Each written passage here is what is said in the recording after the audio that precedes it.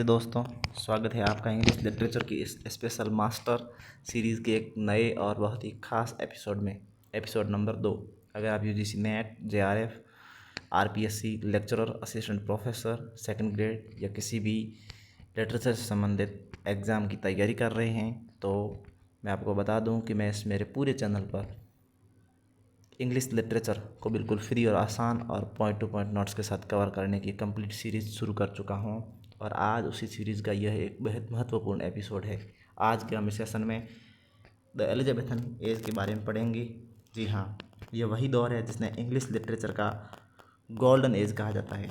इसे golden age क्यों कहा गया और एलिजाबेथन प्रथम का इस दौर पर क्या असर था और इस दौर के वो महान पोइट्स कौन थे, Edmund Spenser, Philip Sidney, William Shakespeare, इन सब के सोनेट्स के बारे में बात करेंगे और इन सब को आसान भाषा में और सीधे एग्ज़ाम ओरिएंटेड नोट्स के साथ समझेंगे। तो चलिए शुरू करते हैं। Introduction to the Elizabethan age. 1558 से लेकर 1603 तक इस एज का जो टाइम है वो माना जाता है। ये एलिजाबेथन फर्स्ट के टाइम है। यह एलिजाबेथन फर्स्ट ट्यूडर डायनेस्टी से बिलोंग करती थी। ट्यूडर डायनेस्टी 1485 से लेकर 1603 तक इन्होंने रैन किया था इंग्लैंड के ऊपर। उसके बाद में जो स्कॉटलैंड की जो डायनेस्टी थी वो यहाँ पर आ जाती है। और अब इस एपिसोड में अपन बात करते हैं एलिजाबेथन एज के बारे में। The Elizabethan age is widely regarded as the golden age of English literature and the absolute peak of the English renaissance के समय में एलिजाबेथन एज अपने पीक पर थी और इसको गोल्डन पीरियड कहा जाता है इंग्लिश लिटरेचर का। और इस एज का नाम क्वीन एलिजाबेथ के नाम पर रखा गया है और 45 ईयर इन्होंने राज किया था और उसी राज के दौरान इन्होंने राजनीतिक स्थिरता और इकोनॉमिक ग्रोथ और unprecedented flooring of the arts and decades of religious conflict इनके समय में शुरू हुए थे। रिलीजियस कॉन्फ्लिक्ट ख़त्म हो गए थे, पॉलिटिकल स्टेबिलिटी आई थी, इकोनॉमिक ग्रोथ हुई थी और लिटरेचर का फ्लोरिंग हुआ था यहाँ पर। अब बात करेंगे पॉलिटिकल कल्चरल माइलस्टोन के बारे में। तो सबसे पहले बात करते हैं defeat of the Spanish Armada 1588। England defeated the mighty Spanish navy और establishing national pride and security and the naval dominance. दोस्तों मैं बता दूं कि पहले इंग्लैंड की जो मैरीटाइम पावर थी वो वीक थी और एक बार यानी कि 1588 में स्पेनिश नेवी ने यह आगाज़ कर दिया कि जो उत्तरी सागर में आकर जिसका भी डोमिनेंस हो वो अगर हमसे पंगा ले और हमसे लड़ाई करे और जो जीतेगा उसी का ही उत्तरी सागर पर राज होगा। तो उस समय किसी में भी इतनी औकात नहीं थी कि वो स्पेनिश नेवी से जाकर भिड़ सके, यहाँ तक इंग्लैंड की भी नहीं थी।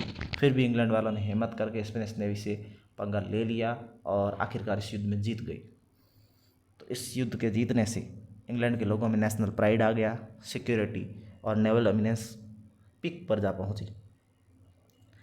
क्वीन एलिजाबेथ के समय में इन्होंने कला को संरक्षण प्रदान किया। Queen Elizabeth was a passionate pattern of भावुक संरक्षक थी किसकी, लिटरेचर की, थिएटर की और म्यूज़िक और actively encouraging poets and playwright की। ठीक है, इनके समय में लिटरेरी फ्लोरिशिंग हुई थी जिसमें ड्रामा एब्सोल्यूट इसकी हाईएस्ट पीक पर पहुंचा, जिसमें विलियम शेक्सपियर का हैमलेट और ओथेलो ये दोनों ट्रेजेडीज हैं और क्रिस्टोफर मार्लों का Doctor Faustus and university wits. दोस्तों मैं बता दूं कि एलिजाबेथन एज में जो ड्रामा अपनी पीक पर पहुंचा उसके बाद ड्रामा की इतनी कभी भी हाइप देखी नहीं गई और यह इस समय का गोल्डन एज मानी जाती है ड्रामा के लिए। ना तो इसके पहले ड्रामा इतना फला फूला था, ना इसके बाद कभी फल फूल पाया प्यूरिटन एज के बाद।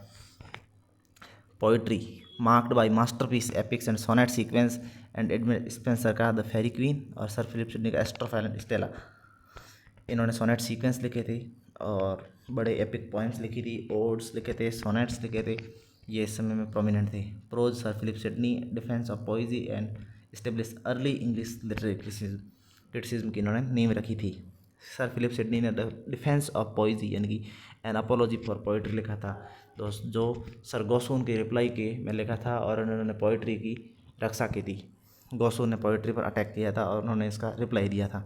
अब अपन बात करेंगे characteristics of the Elizabethan as. National pride and patriotism, यानी कि देशभक्ति और अपने देश पर गर्व, ये कैसे आया। The victory over the Spanish Armada in 1588 में जो स्पेनिश आर्माडा में जीत हुई थी, उसी से ही क्या आया, नेशनल यूनिटी, एकता आई, कॉन्फिडेंस आया और प्राइड आया, which reflected heavily in the literature of the era, जो इस समय के लिटरेचर में अच्छे तरीके से आपको देखा जा सकता है। Golden age of English drama, English drama के लिए ये गोल्डन एज मानी जाती है। Literary theatre moved from church sponsored morality and miracle plays से commercial plays and public play house की तरफ चले गए थे। यानी कि पहले जो थिएटर सर्च स्पॉन्सर्ड होते थे, जिनमें मॉरलिटी और मिराकल प्लेज चलते थे, वो अब कॉमर्शियल हो गए और पब्लिक प्ले हाउस हो गए। अब थिएटर में कोई भी जा सकता है, कोई भी जाकर वहाँ पे ड्रामा को एंजॉय कर सकता है। एग्जाम्पल्स इसके यहाँ पे दिए गए हैं, द ग्लोब एंड द रोज़। तो मैंने पिछले वीडियो में आपको बताया था कि द ग्लोब थिएटर जो था, इसमें शेक्सपियर के यहाँ पे शेयर्स थे, इसमें उनका हिस्सा था। सेक्युलर ड्रामा एंड ट्रेजेडी और romantic comedy and rich the absolute peak, इस समय में ये सब अपने पीक पर जहाँ पहुँचे थे। लिरिकल एंड सोनेट रिवॉल्यूशन, गीत और सोनेट का यहाँ पर रिवॉल्यूशन कैसे हुआ। Poetry flourished with melodic grace, rich imagery and formal innovation and sonnet sequence became the premier medium for expressing romantic and philosophical themes. Romantic और फिलोसफिकल थीम को express करने के लिए सबसे अच्छी प्रीमियर चीज़ सोनेट सीक्वेंस को ही माना जाता था, इसलिए इस समय के बड़े बड़े राइटर्स ने सोनेट सीक्वेंस लिख डाली थी। इस समय रिलीजियस स्टेबिलिटी आई और पीस आई थी। तो दोस्तों, पहले मैं बता दूं कि कैथोलिक्स और प्रोटेस्टेंट के बीच में कई वर्षों से पहले भी लड़ाई चल रही थी और रेनेसां के बाद भी चली थी, लेकिन एलिजाबेथन के एज में यह रिलीजियस पीस थी, स्टेबिलिटी थी, इसी के कारण यहाँ पर लिटरेचर का विकास हो सका था। आगे हम पढ़ेंगे कि प्यूरिटन एज में वापस यह इनके बीच में अस्थिरता आ गई, रिलीजियस धार्मिक अस्थिरता आ गई और इनके बीच में लड़ाई हुई और आखिरकार प्रोटेस्टेंट जीत गए थे। अभी अपन बात करते हैं रिलीजियस स्टेबिलिटी और पीस की। क्वीन एलिजाबेथ रिलीजियस सेटलमेंट लेके आया था, रिलेटिव पीस को कैथोलिक और प्रोटेस्टेंट्स के बीच में, जिनमें आर्ट, म्यूजिक और लिटरेचर को thrive without a civil strife ongoing. तो उन्होंने रिलीजियस स्टेबिलिटी यहाँ पे स्थापित की थी। Spirit of exploration and wonder, यहाँ पे नई नई खोजें हुई थी। वो खोजें क्या हुई थी, maritime discoveries by figures like sir Francis Drake ने inspired writers to explore themes of boundless human ambition and new horizon exotic settings. तो दोस्तों, मैं आपको बता दूं कि एलिजाबेथन एज यानी रिनेसां से पहले लोग ये मानते थे कि पृथ्वी एकदम चपटी है, फ्लैट है, rather than it is round. लेकिन जब फ्रांसिस ड्रेक ने एक पूरा राउंड लगाया और उन्होंने बता दिया कि पृथ्वी फ्लैट नहीं है, earth is not flat, it is round. And इसी काल में यूज़ ऑफ ब्लैंक वर्स का बहुत ज़्यादा उपयोग होने लगा था। Unrhymed iambic pentameter became the standard poetic meter for the serious drama and epic poetry and popularized by Marlowe and perfected by Shakespeare। Shakespeare और मार्लो ने अपने ड्रामाज और एपिक पोइट्री में ब्लैंक वर्स का यूज़ किया था और rhyme scheme को उन्होंने छोड़ा था। हालांकि शेक्सपियर के सोनेट सीक्वेंस में वहाँ पे अपन को राइम स्कीम देखी जा सकती है। Major writers of the Elizabethan age, prose और drama. William Shakespeare prominent poet था इसका, the preeminent playwright and the poet of the world literature. संसार के साहित्य का सबसे महत्वपूर्ण नाटककार अगर माना जाता है तो वो शेक्सपियर है। उसके एलिजाबेथन प्लेज के अंदर Romeo and Juliet, Midsummer Night's, Merchant of Venice, Hamlet and Richard III, ये इसके समय के माने जाते हैं। Christopher Marlowe, the lead figure among the university wits, ये यूनिवर्सिटी विट्स के अंदर आता था क्रिस्टोफर मार्लो। और 1564 इनका जन्म भी शेक्सपियर के साथ ही हुआ था और इनकी डेथ हो गई थी 1593 में। The lead figure among the university wits who transformed English tragedy through his mighty rhymes, यानी कि ब्लैंक वर्स की plays doctor Faustus, Tamburlaine the great and the Jew of Malta. Christopher Marlowe 1564 में तो इनका जन्म हुआ था, लेकिन 1593 में इनकी डेथ हो गई। यह डेथ ऐसा नहीं थी, ये एक असेसिन थी, इनकी हत्या हुई थी और हत्या की थी इंग्राम फ्रेजर ने। जैसे ही जेल से छूट कर बाहर आए थे और अपने घर पर बैठे थे, इंग्राम फ्रेजर ने इनके ऊपर चाकू घोंप कर इसकी हत्या कर दी थी। थॉमस किड 1558 से 1594 pioneer of the revenge tragedy के इनके इनको प्रणेता माना जाता है।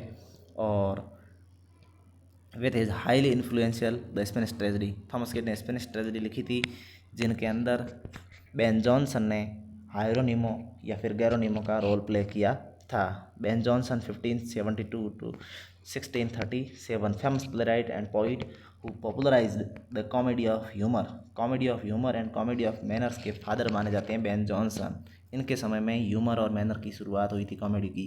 Notable Elizabethan works and include every man in is humour. इन्होंने 2 पोइटिक कलेक्शन लिखे थे, जिनको the epigram and the forest के नाम से जाना जाता है। मैथ्यू आर्नल्ड ने इनके ऊपर सोनेट लिखा था, और टू बेन जॉनसन। और उन्होंने एक बुक भी लिखी थी, from Ben Jonson to Dryden, ये लिखी थी मैथ्यू आर्नल्ड ने। और अलेक्जेंडर पोप ने इनके बारे में कहा था कि Ben Jonson brought critical learning into vogue, यानी कि आलोचनात्मक ये जो क्रिटिसिज्म है उसकी सबसे पहले शुरुआत बेन जॉनसन ने ही की थी। उसके बाद बात करते हैं फ्रांसिस बेकन के बारे में। और बेन जॉनसन के बारे में एक पॉइंट सरी और यह है कि Ben Johnson unofficial poet laureate था, जो जेम्स फर्स्ट से सबसे पहले इसने पेंशन प्राप्त की थी। और official poet laureate English literature या फिर इंग्लिश हिस्ट्री में माना जाता है वो है जॉन ड्राइडन। 1668 से लेकर 1688 तक इन्होंने पोइट लॉरिएट के रूप में कार्य किया था, जो इंग्लैंड के फर्स्ट पोइट लॉरिएट थे, official poet laureate. Francis Bacon 1561 से 1626 तक, known as the father of the English essays, father of the English essays इनको कहा जाता है। और फादर ऑफ द एम्पिरिकल भी कहा जाता है, अनुभववाद के जनक भी इन्हीं को कहा जाता है। हिज कंसाइंस एफोरिस्टिक एसेज, इन्होंने जो एसेज लिखे थे वो एफोरिस्टिक स्टाइल के थे, जिनमें of studies, of truth, of great palace भी इसमें शामिल है। ये दोनों ऑफ स्टडीज ऑफ ट्रथ दोनों इंपॉर्टेंट है। ऑफ ट्रथ हाल ही के आरपीएससी के फर्स्ट ग्रेड सिलेबस के अंदर मेंशन है, और ऑफ स्टडी आरपीएससी के सेकंड ग्रेड के सिलेबस के अंदर मेंशन है। Introduction to new pragmatic style in the English prose के अंदर, इंग्लिश प्रोज के अंदर प्रैग्मेटिक स्टाइल का इन्होंने उपयोग किया था। और फ्रांसिस बेकन के एसेज के 3 अलग अलग आए थे सीरीज, जिसमें 1597 में आए थे, जिनके अंदर 10 एसेज थे। उसके बाद 1612 के अंदर आए थे, जिसके अंदर 38 एसेज थे। और उसके बाद इनकी आई थी लास्ट सीरीज़ जो आई थी 1625 के अंदर, और उसके अंदर 58 एसेज थे, वो इनकी कंप्लीट सीरीज़ थी। उसके बाद बात करते हैं सर फिलिप सिडनी के बारे में। सर फिलिप सिडनी 1554 से 1586, a quite essential renaissance man who wrote the first major work of English literature criticism. English literature criticism में फर्स्ट मेजर वर्क फिर सर फिलिप सिडनी ने ही लिखा था। और एन अपोलॉजी फॉर पोइट्री, जिसको हम डिफेंस ऑफ पोइजी के नाम से जानते हैं। मैंने आपको पीछे बताया कि एन अपोलॉजी फॉर पोइट्री या द डिफेंस ऑफ पोइजी गॉसुम के पोइट्री अटैक के विपक्ष में लिखा गया था, उसको रिप्लाई किया गया था। एक थॉमस लॉज ने भी इसको रिप्लाई किया था, लेकिन थॉमस लॉज का जो टाइटल पेज है वो लॉस्ट हो चुका है, इसलिए हम उसकी किताब का नाम भी नहीं बता सकते। सर फिलिप सिडनी की डेथ बैटल ऑफ जुटफेन के अंदर हुई थी, और उन्होंने अपने पास जो पानी था वो विपक्षी पास के जो सोल्जर था वो वहाँ पे घायल था, उसको पानी दे दिया, और उन्होंने खुद मृत्यु चुनी थी। और उन्होंने कह दिया, उनको विपक्षी सोल्जर को कहा था कि thy necessity is greater than mine, यानी कि तुम्हारी ज़रूरत मेरे से ज़्यादा है, इसलिए ये पानी तुम पी लो। और इन्हीं की वजह से पानी की कमी से इनकी मृत्यु हो गई थी। Edmund Spenser the poet's poet, कवियों का कवि Edmund Spenser. The Faerie Queene, इन्होंने लिखा था, एलिगोरिकल एपिक पोएम है ये क्वीन एलिजाबेथ फर्स्ट को डेडिकेट की गई है। स्पेंसर इन स्टेंजा है, जिसमें 9 लाइन के स्टेंजाज लिखे हुए हैं। एमोरेटी, ये सोनेट सीक्वेंस है जिसमें 89 सोनेट्स है। यह इनकी दुल्हन यानी कि इनकी पत्नी एलिजाबेथ बॉयल के सम्मान में लिखे गए हैं। एपिथालेमियन, न्यूपिटर सॉन्ग या मैरिज ऑड, ये एक शादी पर लिखा गया ऑड है, और इसमें 24 लिखे हुए हैं odds. celebrates his own wedding and one of his finest ode in English. Sir Philip Sidney लिखा था एस्ट्रोफेल एंड स्टेला, जो कि सोनेट सीक्वेंस है। First major English sonnet sequence 108 sonnets में है, और 11 इसमें क्या है, सॉन्ग है।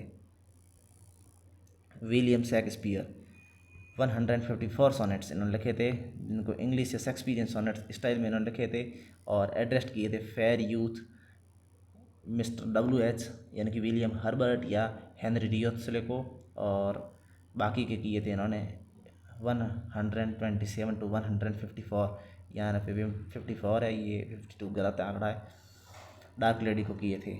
वीनस एंड एडोनिस और the rape of the Lucrece, ये दोनों शेक्सपियर की नरेटिव पोइम के अंतर्गत आती है, और erotic narrative poem based on the Ovid की मेटाफॉरकोसिस पर आधारित है। कौन सी पोइम? तो Venus and Adonis. And serious historical narrative poem dealing with tragic moral theme के साथ बात करती है, वो कौन सी है? The rape of the Lucrece. ये दोनों क्या है? शेक्सपियर की नरेटिव पोइम्स हैं। क्रिस्टोफर मार्लो की जो नरेटिव पोइम है वो हीरो एंड लिएंडर, ये क्या है? नरेटिव पोइम है, अनफिनिश्ड रह गई थी, इसको बाद में जॉर्ज चैपमैन ने इसको पूरा किया था। जॉर्ज चैपमैन ने होमर के ग्रंथ को भी इन्होंने ट्रांसलेट किया था, और उसके ऊपर जॉर्ज चैपमैन के ऊपर जॉन कीट्स ने एक ऑड लिखा था, on the first looking into Chapman's Homer the passionate shepherd to his love. Pastoral lyric है ये, famous pastoral poem featuring the line और come live with me and my love. ये इन्होंने इसकी पहली लाइन है और बढ़िया लाइन है इसकी, the passionate shepherd of to his love, important line है इसकी। माइकल ड्रेटन, इन्होंने आइडियाज़ मिरर ये सोनेट सीक्वेंस लिखा था इन्होंने, और ये फेमस सोनेट है इसका, since there is no help come let us kiss and part. Sir Walter Raleigh, the nymph's reply to the shepherd, nymph का रिप्लाई शेफर्ड को। पेस्टोरल लिरिक है, यह किसके रिप्लाई में लिखा गया है? मार्लो की पेस्टोरल पोइम के रेस्पॉन्स में लिखा गया है, यह रियलिस्टिक एंड सिनिकल रेस्पॉन्स है। तो दोस्तों अपने बात की इसमें एलिजाबेथ एज के जो मेजर राइटर्स थे उनके बारे में। अगर आपको ये क्लास और नोट्स पसंद आए हो तो वीडियो को लाइक करें, और पूरी इंग्लिश लिटरेचर की सीरीज़ के साथ बने रहने के लिए चैनल को सब्सक्राइब जरूर कर लें। अगले एपिसोड में हम एलिजाबेथन पीरियड के मेजर ड्रामेटिस्ट, यूनिवर्सिटी वेट्स और शेक्सपियर के नाटकों को गहराई से समझेंगे। धन्यवाद।